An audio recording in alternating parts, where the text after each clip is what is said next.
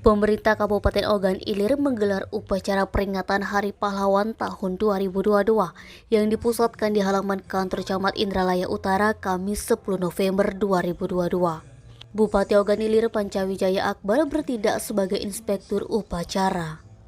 Pada peringatan Hari Pahlawan di Kabupaten Ogan Ilir, Pemkab Ogan Ilir menyerahkan penghargaan khusus kepada kakek dari istri Bupati Ogan Ilir yang resmi digelari Pahlawan Nasional oleh pemerintah Indonesia pada tanggal 7 November 2022 di Istana Presiden.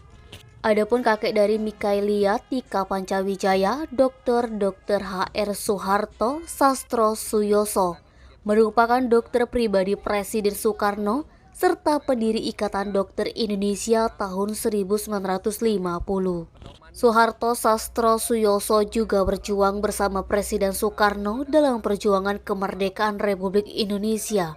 Bahkan setelah kemerdekaan, Soeharto Sastro Suyoso ikut serta dalam pembangunan sejumlah infrastruktur di tanah air.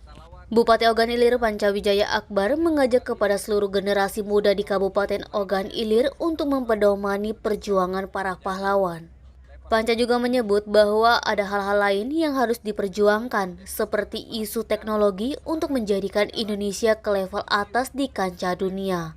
Sementara itu, Kepala Dinas Sosial Kabupaten Ogan Ilir, M. Kapidin Hanafi mengatakan, momentum peringatan Hari Pahlawan tahun 2022 ini pihaknya juga memberikan bingkisan kepada 35 veteran yang ada di Ogan Ilir.